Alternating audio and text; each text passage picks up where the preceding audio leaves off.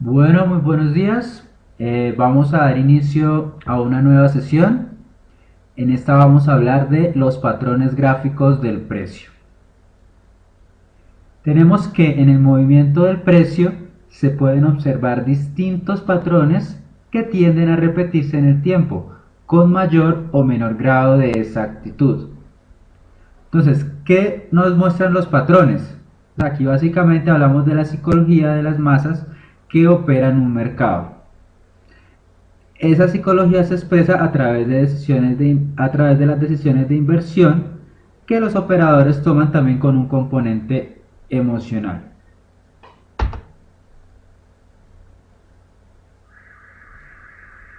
Tipos de patrones. Entonces tenemos patrones reversales y tenemos patrones de continuación. Los patrones reversales son los que nos van a hablar de un posible cambio de tendencia y los patrones de continuación nos van a hablar de que la tendencia que está dándose en ese momento muy probablemente va a continuar de esa manera. ¿Listo? Empecemos entonces con los patrones reversales, o sea, con los patrones de cambio de tendencia. El más común, uno de los más comunes es el patrón denominado doble techo. Este patrón, ¿cómo lo podemos explicar? Básicamente simplemente tenemos una tendencia que está subiendo, luego hace un pico, viene, descansa a un punto más bajo y posteriormente recarga para hacer otro pico. Después de que ha hecho ese pico, ya no viene a hacer más picos, sino que rompe lo que se considera un soporte principal. Fíjese cómo se conforma ese soporte. Tenemos la base de los dos picos con una línea que es cruzada por una línea. Cuando ya ha roto esta línea, este soporte principal, que también se le conoce como línea cuello, se espera que la distancia entre el pico y la base sea igual a la distancia que luego va a recorrer una vez haya cruzado la línea de cuello. Entonces sería de esta forma. Tenemos esta distancia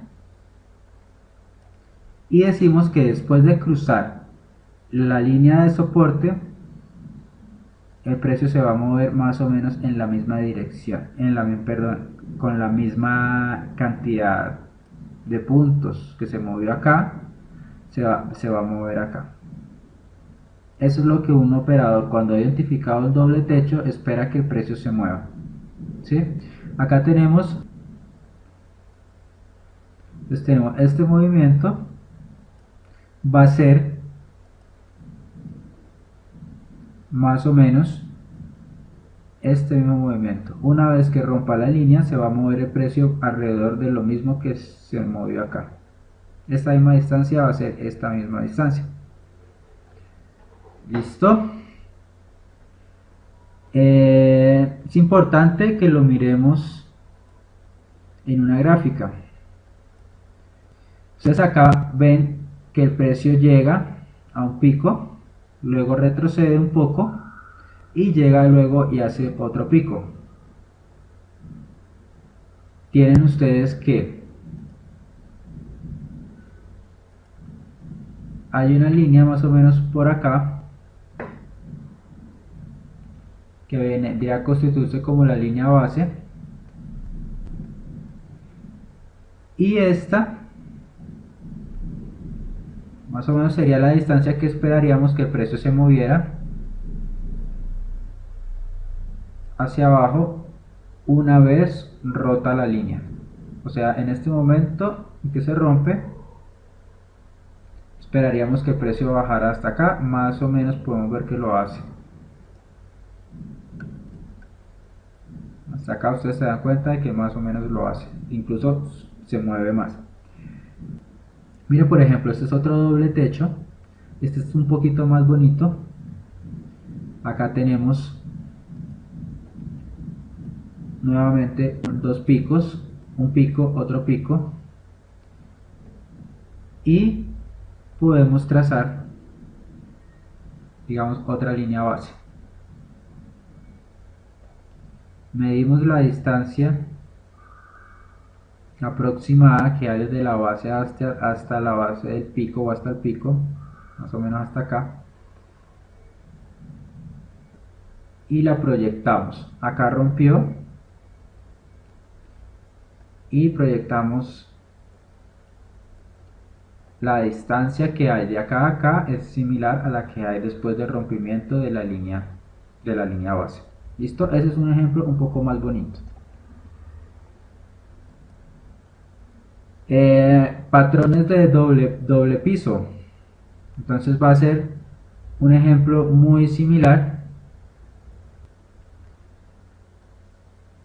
Aquí podemos observar un pico y otro pico. La línea base sería más o menos esta. Esto sería lo que esperaríamos que el precio se moviera después de romper. Efectivamente lo logra. Incluso se mueve más que este movimiento. El precio rompe y se mueve un poco más del 150% de este movimiento previo, de esta distancia mejor que vemos acá. Les voy a pedir que paren el video y que ustedes mismos empiecen a ubicar estos patrones. ¿Listo? Es importante que ustedes se vayan apoderando de este concepto para que cuando el momento de operar ya puedan identificar estos patrones e incorporarlos dentro de sus estrategias. Tenemos el patrón triple techo, que va a ser muy similar al doble techo, simplemente que vamos a tener otro pico, y este otro pico le va a aumentar la fiabilidad al patrón. ¿Listo? Algo que se me olvidó decirles ahorita que me parece importante es lo siguiente: lo que buscamos es que los dobles suelos se formen en soportes fuertes y los dobles techos se formen en resistencias fuertes. Entre más fuertes sean los soportes y las resistencias, mejor van a ser los dobles suelos o los dobles techos. Listo, entonces tenemos el patrón de triple techo, tenemos el patrón triple techo y triple suelo. Estos patrones simplemente nos van a dar un pico más y eso también les va a aumentar su fiabilidad. Igual aplican todos los mismos conceptos que vimos. Esta va a ser la distancia que vamos a esperar que recorra el precio una vez rompa el soporte principal. Lo mismo vamos a ver acá con el precio. Siempre que encontremos un patrón de estos, vamos a hacer énfasis en que para que sea fuerte, para que le creamos al patrón, tenemos que verlos en zonas de resistencia o zonas de soporte. Hago mucho énfasis en esto porque es importante tenerlo muy presente. Las figuras, uno puede mirar las figuras, pero tiene que saberlas analizar en contexto, o sea, dentro de lo que está ocurriendo en la gráfica. Si no tenemos eso en cuenta, vamos a tener muchas señales falsas y esto nos va a afectar negativamente en la operación.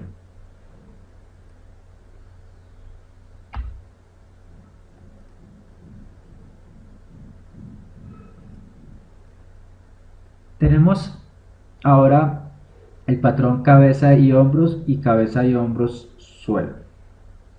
Entonces, como ustedes pueden observar en la gráfica, es muy clara, tenemos dos picos que son menores y un pico que es grande. Cada pico menor se le conoce como hombro y el pico más grande se le conoce como cabeza. La línea base que teníamos antes, ahora le vamos a llamar línea de cuello. Y por otro lado tenemos el cabeza y hombros suelo o cabeza y hombros invertido. Tenemos también dos picos menores, un pico más grande, tenemos un hombro, otro hombro, la cabeza y una línea de cuello. Ustedes se dan cuenta, la línea de cuello se traza donde se unen el hombro 1 con la cabeza y la cabeza con el hombro 2, vamos a trazar ahí la línea de cuello. Vamos a esperar también que el precio, una vez rota la línea de cuello, se mueva aproximadamente en la misma distancia, la misma cantidad de puntos que tenemos en esta distancia.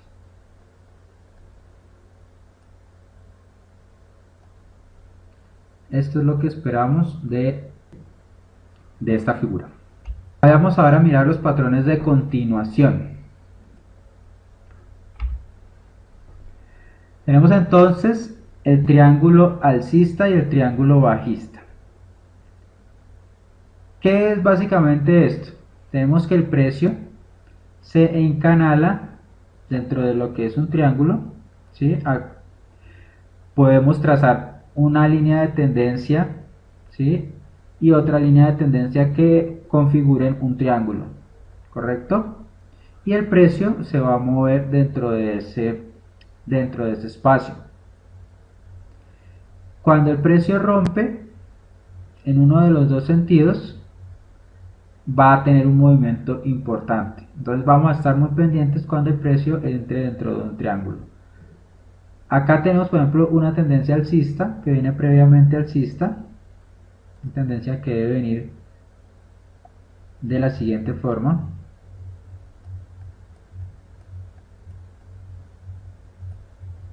Viene de esta forma y bastantes veces suele suceder que el precio rompe. O sea, si viene alcista, el precio después de que se encanala en el triángulo, muchas veces suele suceder que rompe hacia la parte de arriba del triángulo. No es una regla, por eso digo muchas veces, pero nos va a interesar simplemente el rompimiento del triángulo. Acá tenemos otra vez el mismo ejemplo. Simplemente decimos que el precio viene de una tendencia bajista, y una vez que va a romper, si rompe por arriba o rompe por abajo, va a dar un movimiento fuerte, como lo dijimos en el anterior triángulo. Muchas veces suele suceder que si el precio viene en tendencia bajista, va a romper por debajo o va a romper en la parte inferior del rectángulo, del triángulo. ¿Listo?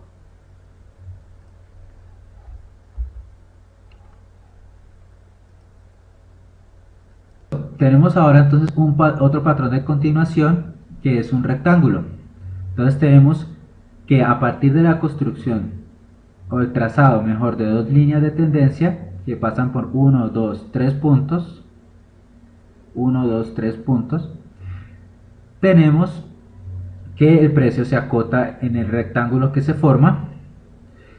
Y si tenemos una tendencia que es alcista previamente y entra en este rectángulo, cuando el precio rompa, muy probablemente lo va a hacer por la parte de la resistencia y se va a ir con fuerza hacia arriba. ¿Listo? Continuemos. El caso contrario, pero funciona de la misma forma. Entonces tenemos una tendencia bajista, luego se encanala en un rectángulo formado por dos líneas de tendencia, como la pueden ver, y lo que esperamos es que el precio rompa el soporte, y cuando lo haga con fuerza. Eso es lo que esperamos de este tipo de patrón. ¿Ok?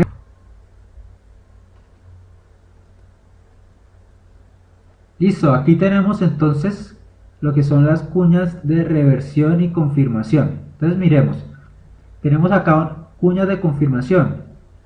Tenemos dos tipos. Tenemos dos líneas de tendencia que forman una especie de canal que se va angostando, se va poniendo cada vez más angosto en un sentido alcista. ¿Sí? El canal va siendo cada vez más angosto y va apuntando hacia arriba. Y tenemos una tendencia que venía previamente bajista.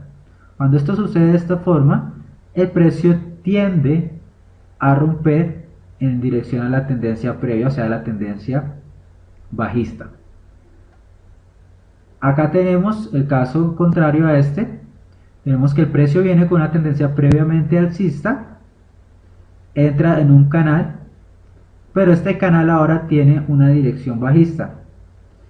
¿Y qué sucede? El precio tiende a subir o a romper el canal en dirección alcista. ¿Listo?